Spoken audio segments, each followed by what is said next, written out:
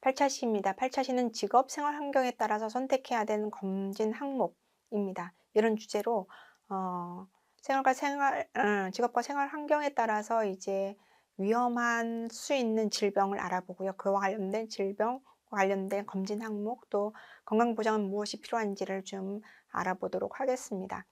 자, 우리가 어떤 뉴스에 보니까요, 10명 중에 8명이 입사 전보다 건강이 나빠졌다라는 주제가 있더라고요. 너무 당연하죠.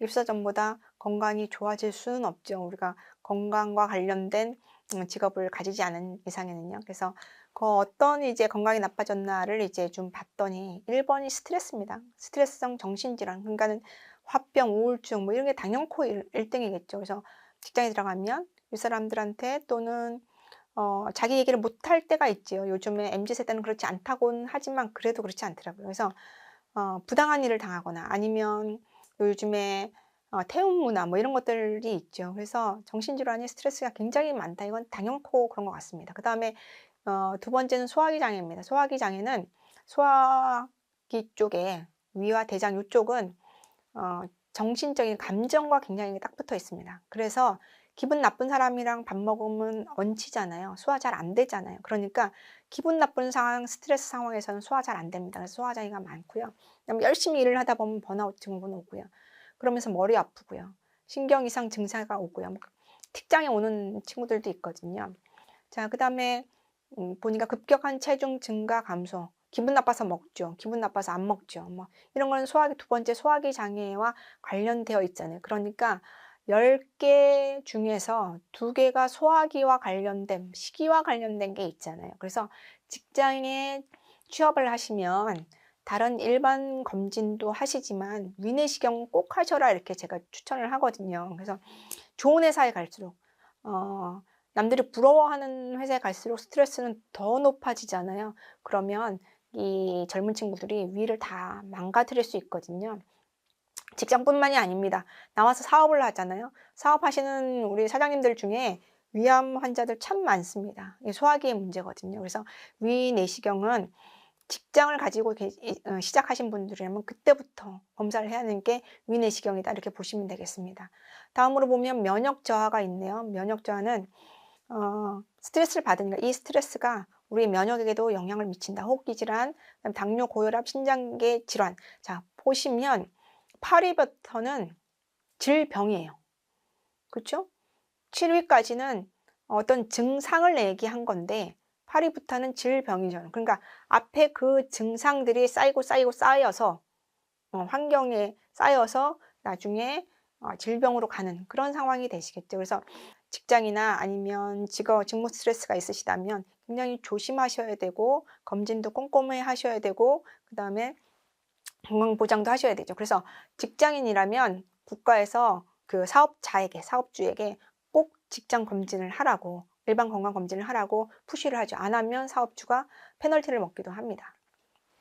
자, 그러면 직업과 생활 환경에 따른 질병의 위험을 좀 볼게요. 자, 보시면 직업 관련 병을 좀 나눌 필요가 있는데 크게 직업병은 업무와 관련해서 발생할 수 있거나 그다음에 업무 때문에 악화될 수 있는 악화입니다. 꼭 발생하는 게 악화될 수 있는 모든 질환을 이제 직업병이라고 하는데 조금 더 구체적으로 협소해서 보면 직무와 관련된 직접적인 원인이 돼서 발생하는 직업병 이렇게 얘기를 하죠.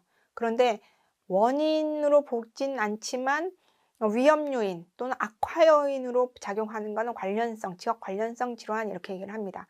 그랬을 때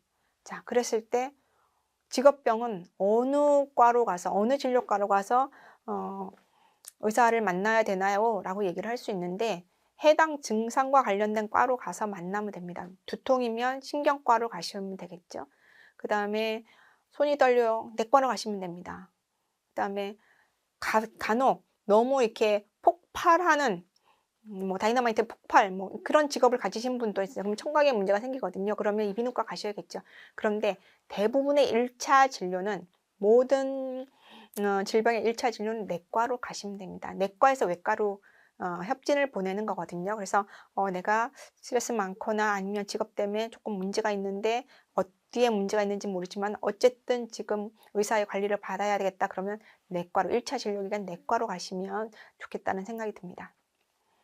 자, 직무 스트레스와 건강의 영향에 대해서 연구하신 분이 있어요. 가톨릭대학교 여의도 성모병원에 산업의학과라는 데가 있죠. 그 산업의학과에서 연구 발표를 했습니다. 사무직 근로자의 직업병. 그러니까는 우리가 사무직은 굉장히 많습니다. 총무직도 사무직이고요. 어쨌든 외부에 나가서 비사무직 아니면 사무직 이렇게 얘기를 할 정도로 사무직이 굉장히 크거든요. 이렇게 그 포함군이 굉장히 큰데 이 사무직의 직무 스트레스와 심혈관 관계에 질환에 어떤 영향이 있는지를 이제 연구 발표를 했어요. 그걸 봤더니 좀 나누더라고요. 급성 스트레스와 만성 스트레스.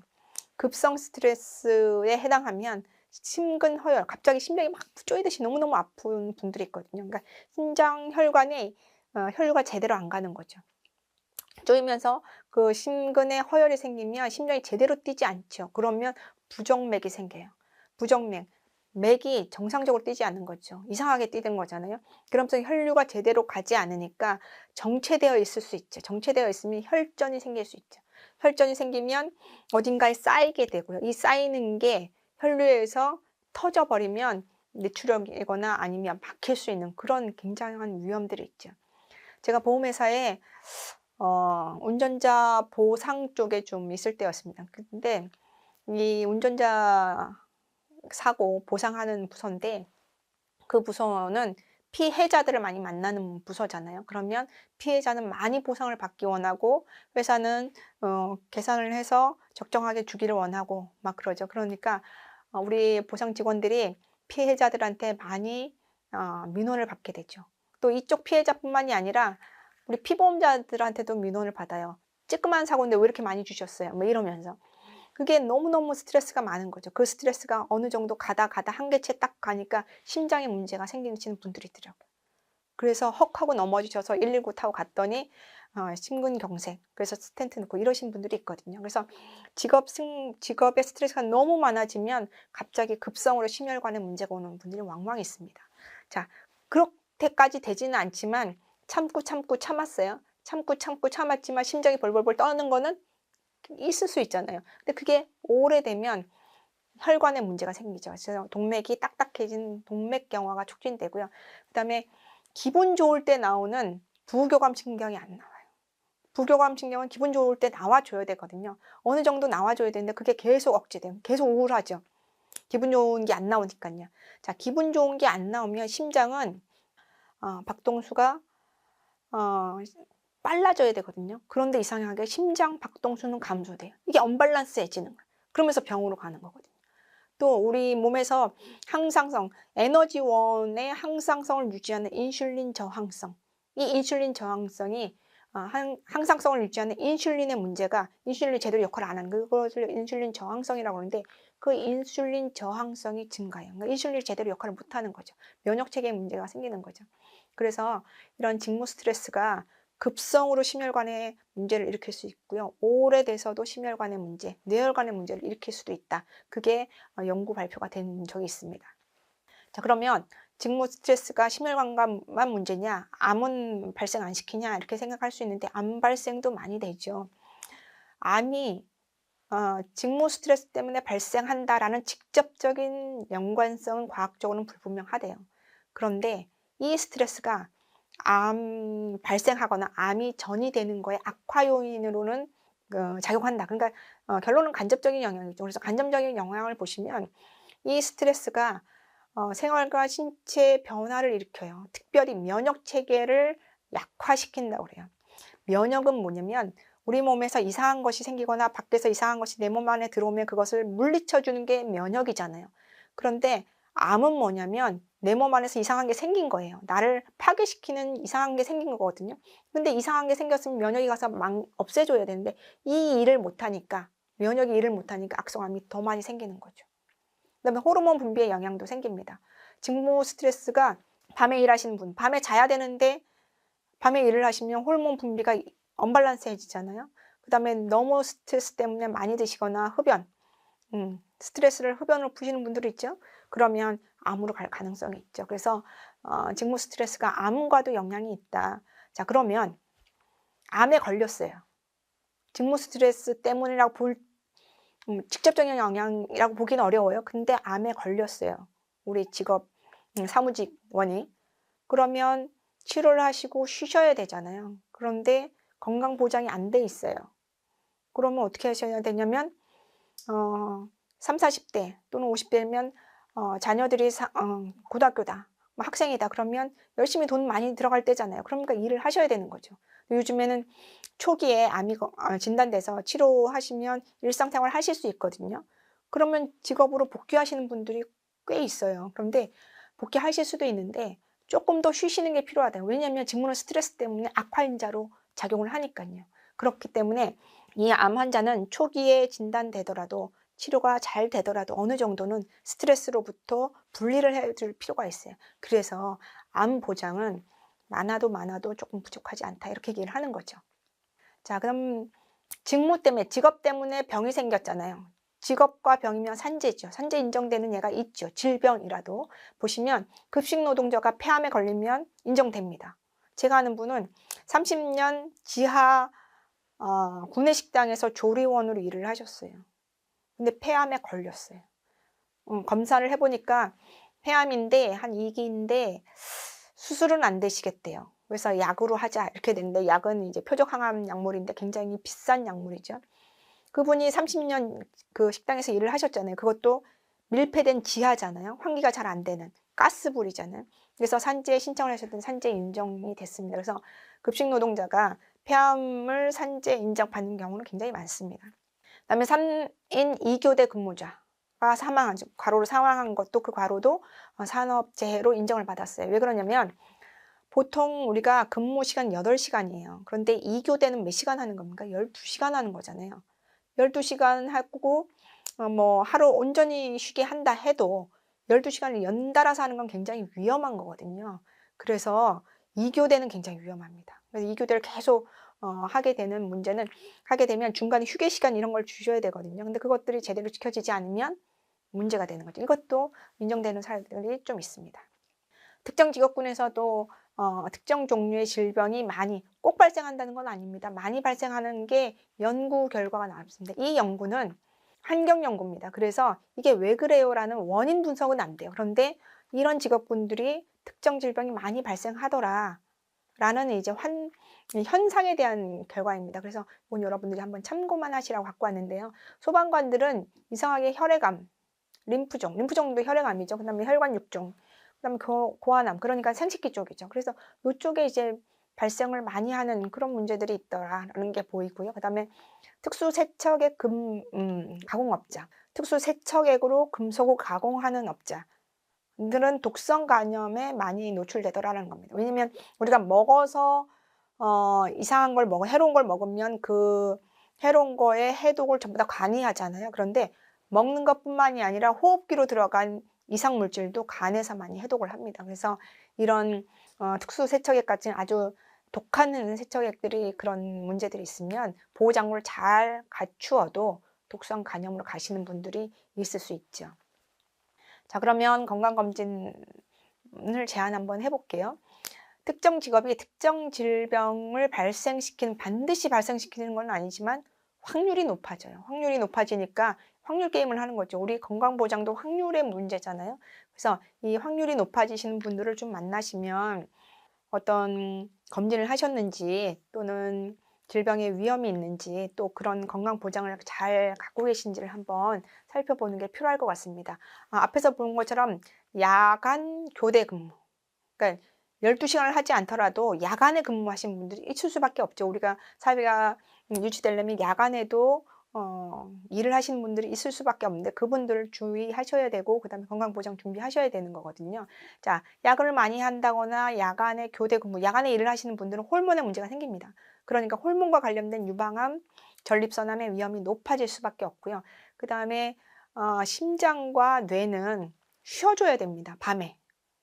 그렇지 않으면 계속 이렇게 나처럼 활동을 하게 되면 그다음에 이 친구들이 굉장히 문제가 생길 수 있거든요. 그래서 심혈관에 문제가 생길 수 있습니다. 대표적인 직군이 보건의료 종사자죠. 그래서 병원에 가면 24시간 일을 하시잖아요. 그런 분들. 제철소 반도체 종사자들도 불 꺼지면 안 된다며요. 그래서 언젠가 전기가 나가서 어느 나라가 전기가 다 다운됐을 때 그거를 회복하는데 문제가 있었다 이렇게 얘기를 하고 있잖아요. 그래서 24시간 일을 하는 수밖에 없는 곳에 야간 근무를 하시는 분들은 호르몬과 관련된 검사들을 좀 하시는 게 좋겠다라는 생각이 듭니다. 그래서 호르몬과 관련돼서 문제가 생기는 유방 초음파, 그다음 전립선, 대장내시경 뭐 이런 검사들을 좀 추천하게 되고요.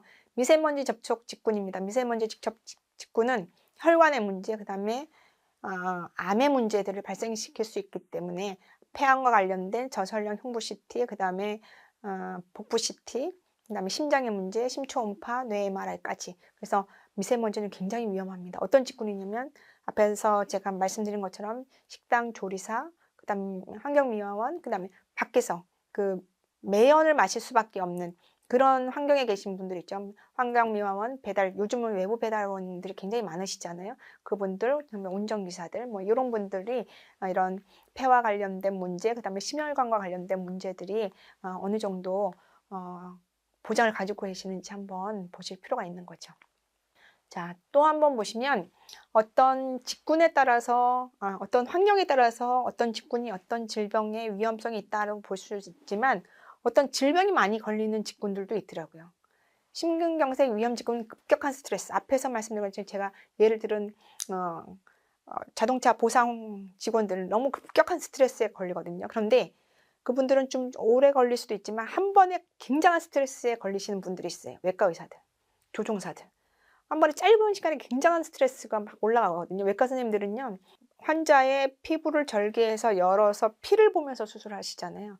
그 피라는 게 쉽지 않거든요. 그래서 이게 굉장한 스트레스입니다. 그래서 자기의 감정을 누러뜨리려고, 감정을 이완시키려고 클래식 음악을 이제 틀어놓는다거나 그럴 수 있거든요. 그래서 이런 급격한 스트레스에 노출되신 분들은 심근경색, 갑자기 심장이 쪼여온다거나 갑자기 심장이 멈춘다거나 그런 문제가 생길 수 있기 때문에 이런 분들은 특히나 더 심장과 관련된 검사, 심초음파, 심전도, 그걸 위험인자인 당뇨, 혈압 검사를 하시는 걸 추천드리죠.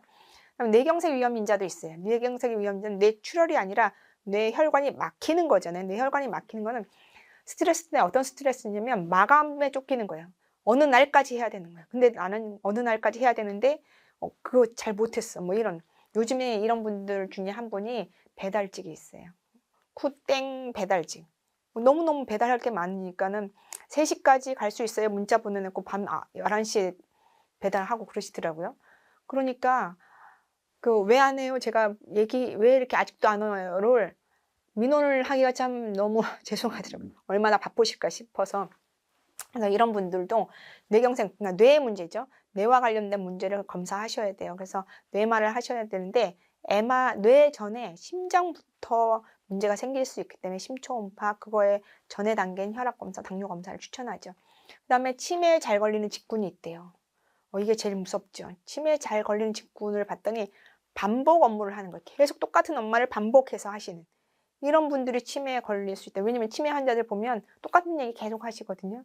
그래서 여자분들이 치매가 많이 걸리니까 치매 할머니들 보면 같은 말 계속 하세요. 자기가 한 말을 또 까먹는 거예요. 그러니까 안 했다 생각하고 하시는 거거든요. 어떤 직군이 있을까요? 계산직이 있어요.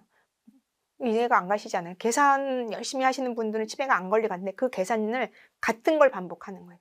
그러면 이제 치매에 걸린다. 이런 위험이 있습니다. 그래서 치매 위험군들은 뇌 MRI를 좀 선택하셔서 검사하시고, 그래서 이런 반복 업무를 하시는 분이 있다 그러면 치매 위험이 있네요 하면 기분 나빠 하실 수 있어요. 하실 수 있지만 검진하실 때 이런 거 조금 더 하시는 게 좋을 것 같습니다 라고 안내하셔서 보장까지도 안내하시는 게 좋겠습니다.